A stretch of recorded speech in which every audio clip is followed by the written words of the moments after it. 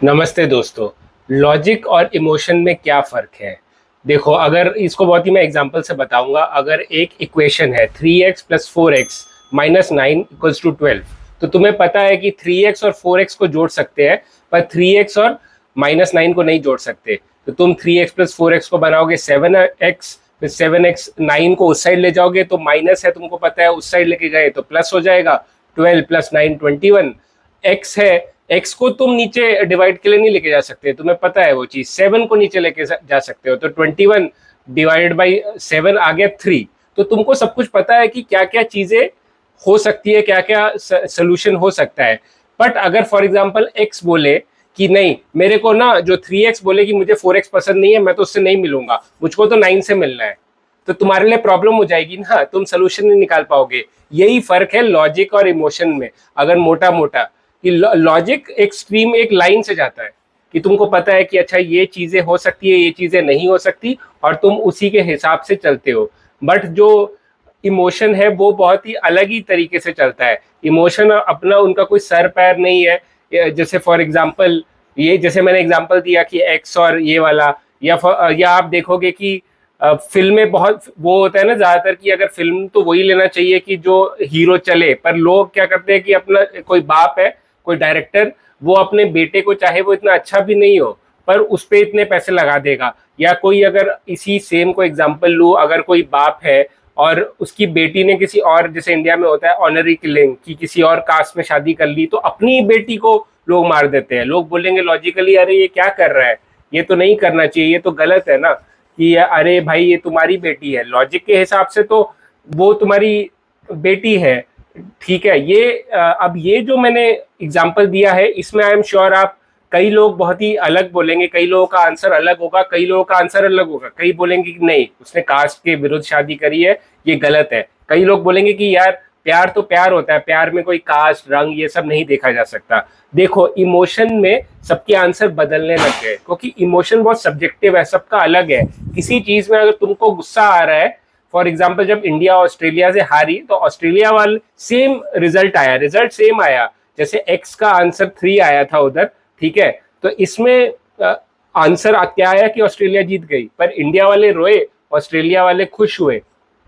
तो जो इमोशन है वो, उसका कोई एक फॉर्मूला नहीं है, उसका कोई स्टेप बाय स्टेप नहीं है कि ये स्टेप हुआ तो वो स्टेप होगा। जैसे वो कहते हैं ना कि जो पति है वो पत्नी को कभी समझ ही नहीं पाएगा, कि अगर कुछ बोले तब भी मार पिटती है, ना बोले तब भी मार पिटती है। तो जो इमोशन है वो बहुत ही सब्जेक्टिव चीज है। वो अब जैसे फॉर एग्जांपल तुम अगर बोलोगे कि अरे यार मुझको तो जाके बस एग्जाम देना है, ये बहुत ही लॉजिकल है कि तुम गए, तुमने पढ़ाई करी और एग्जाम दे दिया, पर उसके बाद उसके पिक्चर में आ गई एंग्जाइटी कि यार नहीं, मुझे तो एग्जाम के टाइम पे ना पता नहीं क्या हो रहा है, मैं तो फोकस ही नहीं कर पा रहा हूँ चीजों में।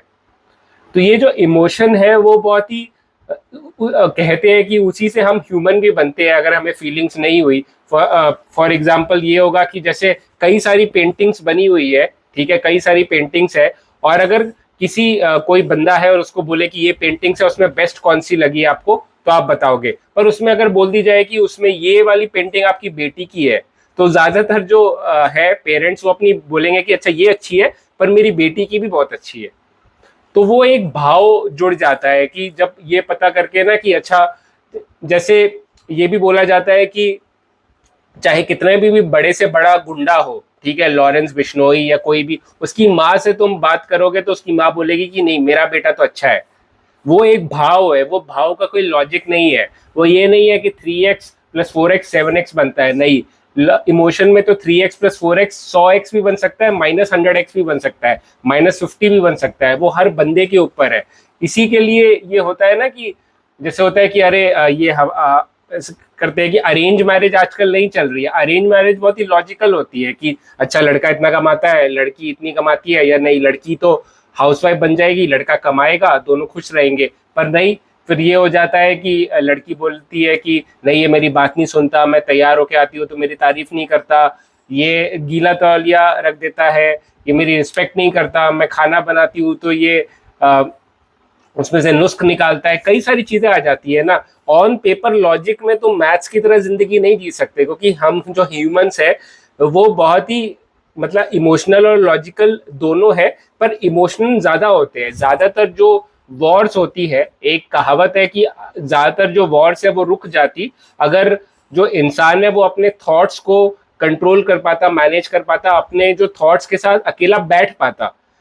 ज्यादातर गुस्से में ही चीजें होती है, जो मर्डर है, जैसे क्राइम ऑफ पैशन बोला जाता है कि क्राइम का एक पूरा का पूरा एक वो है, एक जॉनर है कि ये क्राइम हो रहे हैं तो क्राइम ऑफ पैशन, मतलब कि जो पति है उसने अपनी पत्नी को मार दिया, या लवर और पत्नी ने मिलकर पति को मार दिया, ये इमोशन वाली चीज है ना। आप अब दिल्ली में ही एक ये था, न्यूज आई थी कि एक पत्नी जो 7-8 साल या कितने सालों से अपने पति के साथ थी, वो अपने एक किसी जिम ट्रेनर के साथ गई, उनका क्या हुआ ये लॉजिकली उसने नहीं सोचा ना कि अरे जिम ट्रेनर है, उसकी बॉडी अच्छी है तो मैं उससे शादी कर लूंगी, अच्छा होगा। उसके भाव हुए कि अरे ये तो बहुत सुंदर भी है, या ये मतलब मेरा जो पति है मैं बोर हो गई उससे।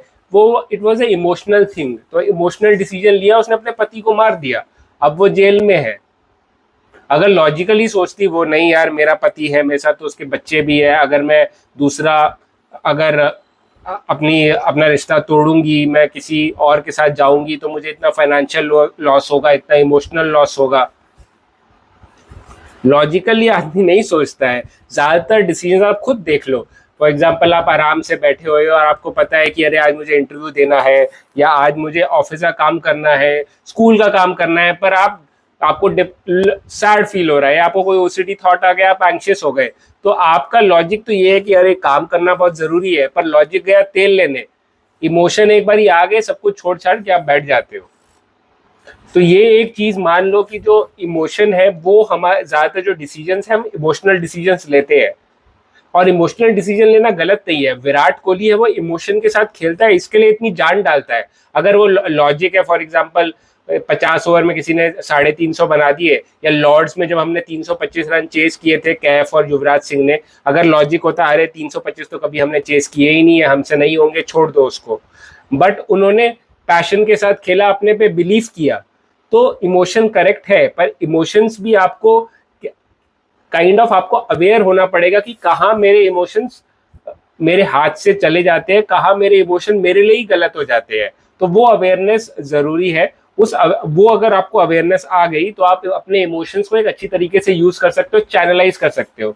जैसे जो एक्टर्स है, अगर एक्टर आराम से बैठा हुआ है और उसको बोला कि अरे तुमको है ना, अब ये बहुत खुश है, वो अपने को एक्ट्रेस के साथ जैसे फ्लर्ट कर रहा है, अच्छे बहुत ही खुश है, सुंदर एक्ट्रेस है, देख के खुश हो रहा है, और अगला ही बोल रहा है कि अरे अगला जो तुम्हारा वो है सीन है उसमें तुमको रोना है बहुत। तो वो अपना क्या करते हैं, वो लोग अपनी कोई पुरानी चीजें, पुराना इमोशन याद करते हैं कि अरे मेरे साथ ये हुआ वो हुआ, और फिर वो आंखों में आंसू लेके आते हैं। आंखों में आंसू तो चलो ग्लिसरीन से आ जाते हैं, पर जो भाव है वो अपने लेके आते हैं वो। तो इमोशन जो है, फॉर एग्जाम्पल आप ये भी होता है कि आप जैसे क्रिकेट खेलने से पहले या स्पोर्ट्स खेलने पहले आप अपने आप को बोलते हैं मैं कर सकता हूँ, मैं कर सकता हूँ, अपने में इमोशन भरते हो। इमोशन जो है वो आपको मोशन में डालता है।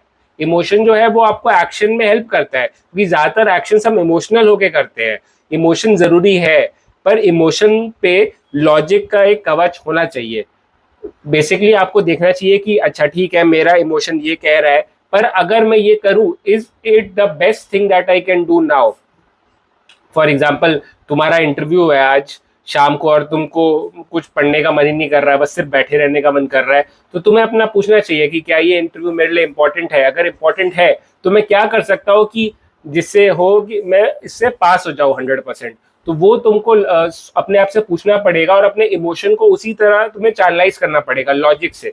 लॉजिक तुमने दिया कि हाँ इंटरव्यू बहुत जरूरी है मेरे लिए, उसके बाद फिर तुम और तुम बहुत अगर डिप्रेस्ड फील कर रहे हो तो अचानक से तुम बिल्कुल खुश होके पढ़ नहीं पाओगे। तुम्हें छोटे छोटे स्टेप्स लेने होंगे कि ठीक है मैं थोड़ा 15 मिनट पढ़ के देता हूँ, और एक बार तुम पढ़ने लग गए तो मोमेंटम आ जाता है। मोमेंटम भी बहुत जरूरी है। से होता है ना कि तुमने डाइट शुरू करी, पहले के 2-3 दिन बहुत मुश्किल होंगे, तुम्हें खाने का मन नहीं करेगा, पर एक बार तुमने खाने लग गए, एक बार तुमको रिजल्ट आने लग गया, तो उसके बाद फिर तुम इजी हो जाता है। और कई लोग हैं मैंने देखा है जो 100-100 किलो के हैं और एक बार ये 70-60 किलो के हो गए, तो वो तो सबसे ज्यादा डाइट कॉन्शियस और सबसे ज्यादा मतलब सबको बोलते हैं कि हेल्थ बहुत ही इंपॉर्टेंट है। क्योंकि शुरू में जब उन्होंने शुरू किया होगा कि 100 किलो से जब शुरू किया होगा 98-97, तब तो आई एम श्योर उनको बहुत अरे ये क्या सलाद खा रहे हैं, क्या ये रागी का रोटी खा रहे हैं।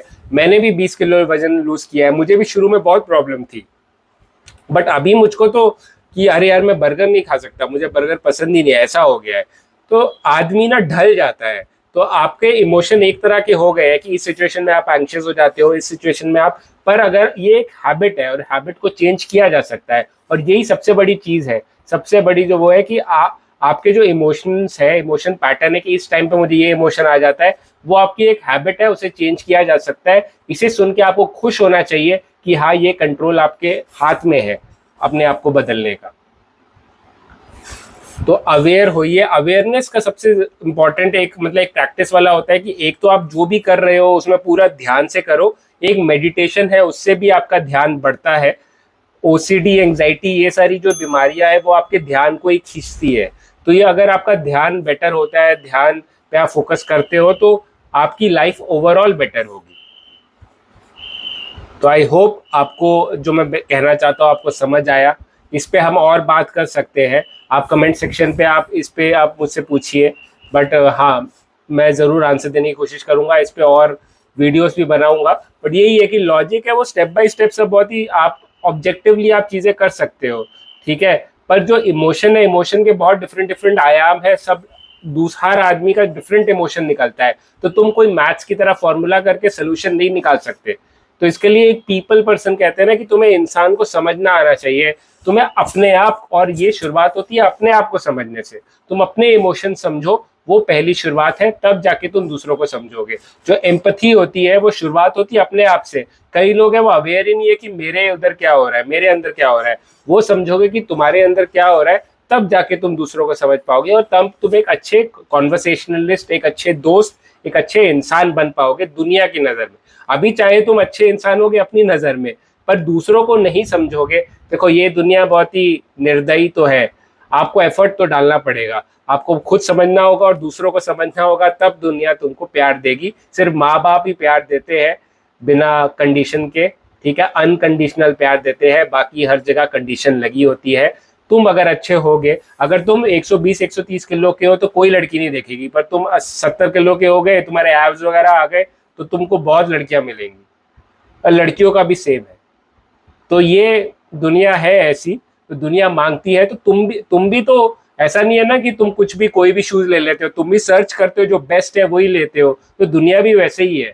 तो बेस्ट बनो, तभी दुनिया तुम्हें लेगी, ठीक है, एक्सेप्ट करेगी, I mean. Thank you for watching my video.